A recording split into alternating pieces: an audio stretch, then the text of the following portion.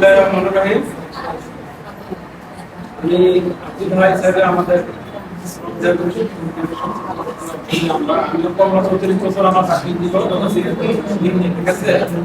আজকে আমাদের এই যে স্কিপ কোর্সের যে প্রশিক্ষণ আমাকে যেহেতু হাইকার অভিজ্ঞতা বলে গেছে আমি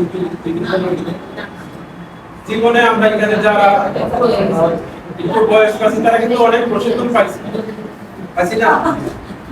প্রত্যেক প্রশিক্ষণের মধ্যে কিছু না কিছু নতুনত্ব শিখতে পারি।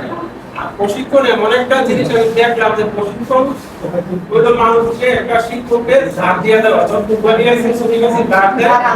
ওই ধরনের ধার দিয়ে দেওয়া। ওই ধরনের ধারটাকে যদি আমি ধরে রাখার চেষ্টা করি তাহলে অবশ্যই ধরে রাখতে পারবো।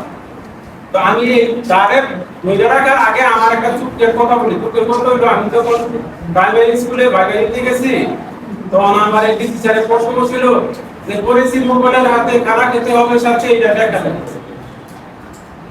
আমি বলছি স্যার এটা ঠেকাই করে কাজ করা ভাইয়া। গতকাল তুফানের মধ্যে পড়িয়া আমি মনে করছি যে এই লেখা যাবে না, কিন্তু ঠেকাই দিয়ে কি কই লেখতে যাইয়া মানে দুইটা রাত্র দুইটা করে দুইটা লেখা শুরু করছি।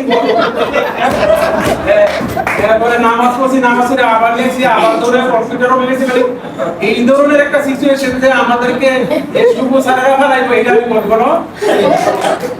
কারণ আমি মনে করছি যে বড় বড় ট্রেনিং হয়তো আমরা মনে করি যে লাগছে, কিন্তু ওনাদের কাছে কোনো স্থান নাই। এই যে স্থান নাই আমি মনে করি একটি আদর্শ শিক্ষকের বৈশিষ্ট্য। আদর্শ শিক্ষকের বৈশিষ্ট্য হলো তুমি আমার ভাতিজা হও, আমার ছেলে হও, তুমি আমার বড় ভাই হও, কিন্তু নীতির ক্ষেত্রে, কাজের ক্ষেত্রে, কর্মের ক্ষেত্রে, দক্ষতা অর্জনের ক্ষেত্রে, তোমার ভবিষ্যৎ গড়ার ক্ষেত্রে কোনো স্থান না। এইটি আমার অত্যন্ত ভালো লাগছে, যদিও প্রথম মনে কষ্ট লাগছিল, এটা আমার কাছে অনেক ভালো লাগছে যে আমরা তো মনে করছি যে আমগো কি জামাই বাবু আছে, আমগো ছোট ভাই আছে, ম্যাডামে আছে, সবাই তো আমাদের দুনিয়ার হয়তো আমাদেরকে সার কিন্তু পরিমাণ দান দেয় নাই, গরমের মধ্যে একেবারে দান শেষ। কিন্তু আমার যুগ বানাইছে, তারপর আমি অনেক কিছু শিখছি। আমার প্রতিষ্ঠানটা হলো এমন একটা প্রতিষ্ঠান, আমার প্রতিষ্ঠানে কোনো স্থান নাই। এই প্রশিক্ষণ থেকে যাওয়ার পরে আমার বলতে হবে না, আমার হেডমাস্টার বলবে আমি কি শিখাইছে আমাদের সবাইকে জানা।